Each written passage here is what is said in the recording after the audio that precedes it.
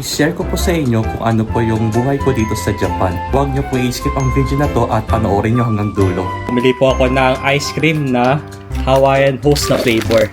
Andito si Jollibee. Tapos saging saba.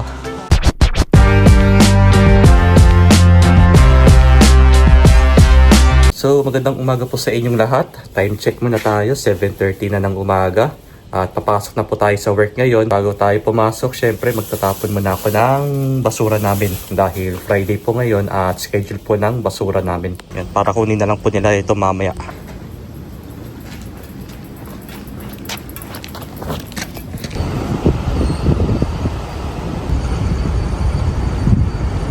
Ang masasabi ko po ngayon na sobrang init na po dito sa Japan. Talagang habang nagbibisikleta po ako, lumalabas po yung pawis ko sa katawan ko. Papasok muna po ako sa work at konting bisikleta na lang po ito. Diretso na lang po dahil di ko na po kaya yung init dito sa labas. Babalitaan ko na lang po kayo mamaya after ng work ko. Ayun po, kaka-out ko lang sa trabaho ngayon at time check muna tayo. 12:10 na ng tanghali. Bale, nag-half day nga po pala ako ngayon sa work namin, guys. Buti na lang po at pinayagan ako ng leader ko na mag-half day ako ngayon. Kaya mamimili po kasi ako ng mga kailangan para po bukas dahil bukas po i-start na po ng day off namin ng 3 araw. Wow. Kaya may plano na po kami nila Rika Chang at yung mga friends niya kung saan kami pupunta. At abangan nyo na lang po sa susunod na vlog namin kung saan kami pupunta. But anyways, uwi muna po ako ng bahay para magpahinga and mamayang alas 3 po lalabas na rin ako ng bahay para po makipagkita kay Rika Chang at saka kami mamimili. Weather check muna tayo, 34 degrees Celsius na po dito. Talagang sobrang init na po dito sa Japan. Tsaka yung sobrang init dito, guys, talagang nakakasunog ng balat.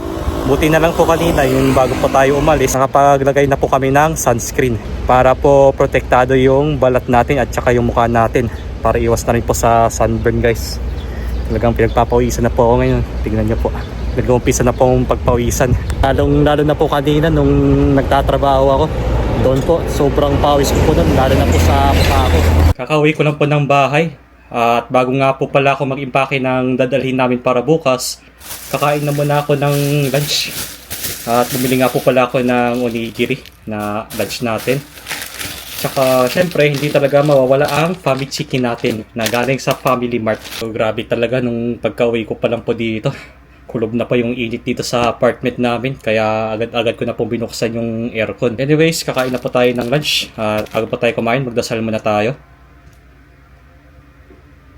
Actually talaga nagdo-diet na po ako kaya kinakain ko muna onigiri. Para iwas sa kanin. Tanggalin lang natin ito. Siyempre, ito na may kakain natin.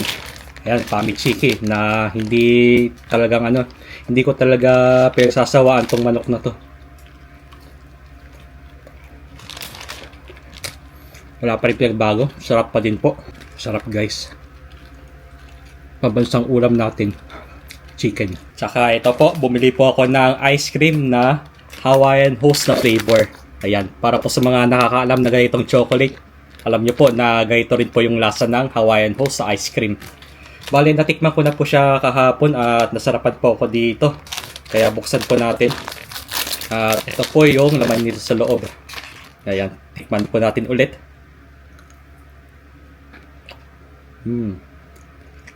Look at that, guys. Chocolate sa loob, tapos chocolate din sa labas. May kasama siyang nuts. Yan. Kalasa ng Hawaiian Host talaga. Talaga sarap kumain ng ice cream pag summer. Grabe, ang sarap, guys. Buti lang meron kayo sa Family Mart. Hawaiian Host na ice cream. Ayan. Lalabas muna ako ng bahay at makikipagkita ako kay Rika Chang para mamili na po kami ng kakailanganin namin para po sa bakasyon namin bukas. Dahil alam niyo naman po na excited na kami at ngayon lang ulit kami nagkaroon ng 3 araw na day off simula bukas hanggang Monday. So ayun nga, plano na lang namin na pumunta ng Pinoy Store at doon po kami mamimili ng mga kailangan tulad ng mga pagkain, yung mga iba pa pong kulang sa amin para po maidala namin kung saan kami pupunta bukas. Ito po, weather check ulit tayo.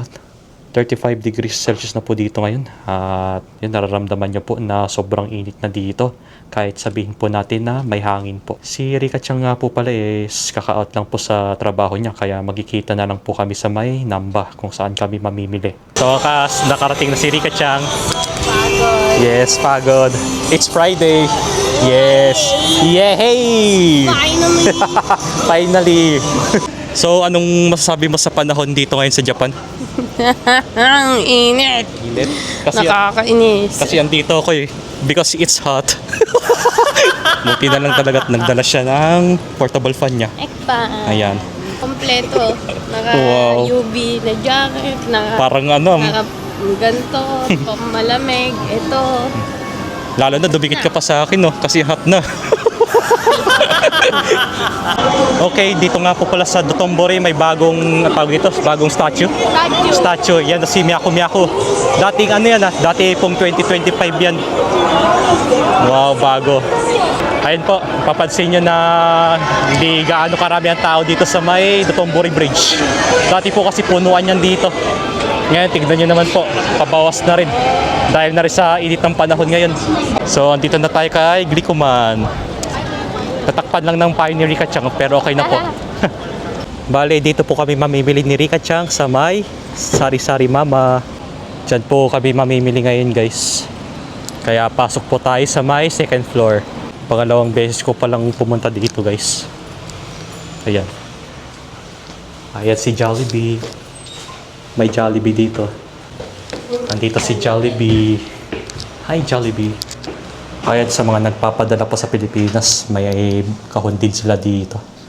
Ayan yung presyo ng kahon nila. Mga balikbayan box. Yun, may sitaw sila dito guys. Ito yung presyo niya. 780. Tapos saging saba. Meron silang saba dito. Bili tayo ng mga chichirya dito. Ayan, Nova. Kuha tayo isa. Kuha tayo ng chicharong balat. Yan, isang piraso din.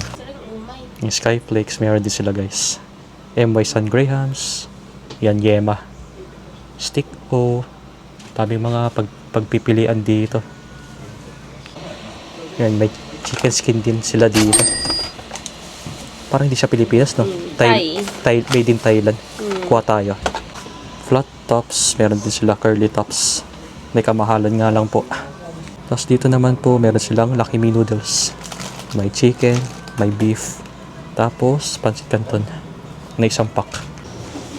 Kuha tayo ng patis guys. Isang malaki na. Para pang matagalan. Kuha na rin tayo ng bagoong natin or alamang. Yan, malaki na. Ito yung presyo niya. Kuha na rin kami ng sinigang mix. 3. Ay, tatlong malaki. Yan, tatlong malaking pang-asim. Dami may mamasitas pa. Ano na yun? Yung mga gatas, evap, condensed milk, all-purpose cream. Halos kompleto sila dito. Yan, may dilatas din sila dito. Maling corned beef. Ayan po.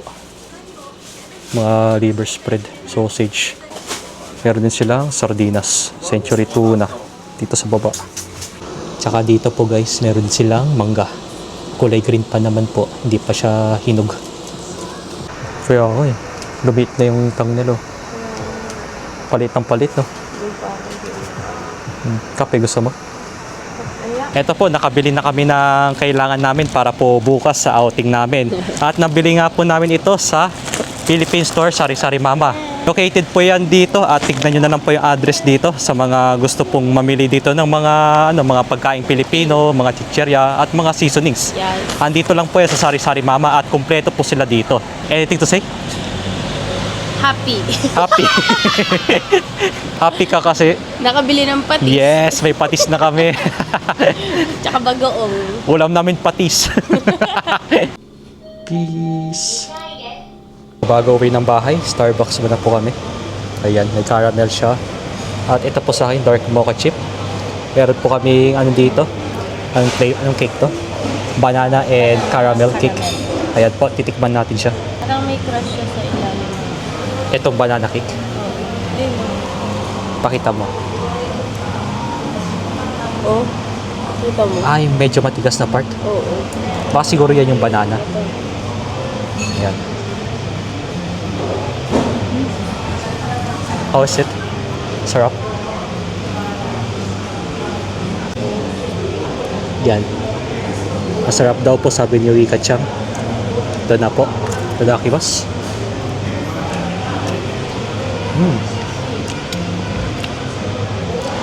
Lasang saging talaga.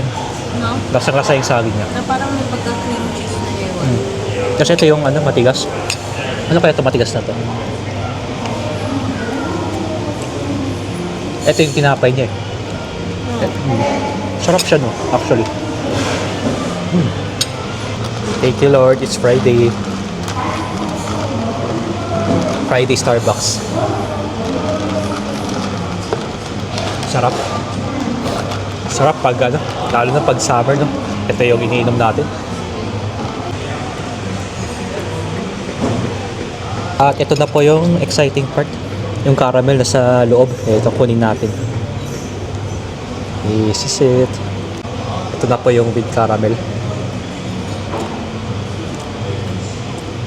Siya pa.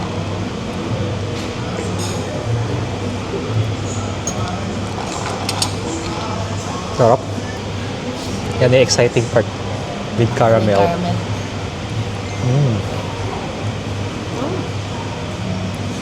Masarap, di ba?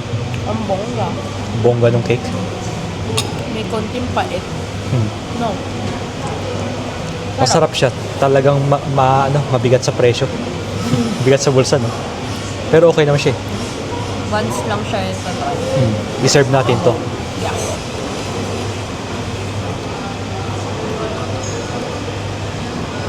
Okay po, mag-i-impake na tayo ngayon. Dapat po kasi kanina pa ako mag-i-impake dapat. Kaso nga, ayun, nagpahinga pa ako nung pagka-uwi ko ng bahay. Kaya ginawa ko na lang po is, ngayong gabi ko na lang po gagawin ito mag-impake. Total mabilis naman po kasi ako mag-impake. Lalo na po bukas na po yung pasyal namin nila Rika Chang with friends. Unahin ko lang itong mga pambahay natin. Ngayon, by shorts na rin ito. Dito na rin po yung mga pangangailangan ko sa ilalim, mga medyas at alam niyo na po. Ayan, yung pambahay natin. Sama ko na lang dito. Saka yung mga pangpasyal din natin na mga ilang pirasong damit. Dahil alam niyo naman po na mabilis po akong impake ng mga gamit. On the spot. Ayun, medyas. Dito na rin natin ilagay. 3. Mga pang-alis. Siyempre, toothbrush. Toothbrush namin ni Rika Chang. Ilalagay ko na rin po dito. Ito alam niyo na po. Ito sapatos natin para hindi tayo kahit nababasa tayo, okay lang po. So, bali yung deodorant tsaka yung pabango bukas ko na lang ilalagay kasi gagamitin ko pa po ito bago kami umalis ng bahay. Yun lang po. And ito po yung mga ibang dadalhin namin na pinamili rin namin kanina sa may Sari-Sari Mama, yung mga Pinoy foods. Nandiyan na rin po. Nakabalot na rin dyan at ready na po ito. Tsaka syempre, ito po yung maleta ni Rika Chang na dadalhin niya para bukas. Yun, nakapag-ayos na siya. Actually, nag-ayos siya last week pa po. Compare niya po sa akin na ilang minutes lang po. Ilang minutes lang po, tapos na agad. Like ba? 1 minute. 1 minute, tapos na agad. Ganyan na po ako mag-impake. Check pa ako Nag-impake 1 minute. Kasama na ba sa Guinness World Records yun? Charis. Ayun po, okay na po. Tsaka sarado na natin to. At hindi ko siguro ganyan na muna kasi alam nyo na yung ilalagay pa natin mga pabango, ganun. Last check. Yes, para bukas. Sa mga magtatanong po kung saan kami pupunta, abangan nyo na lang po yung susunod na vlog namin dito.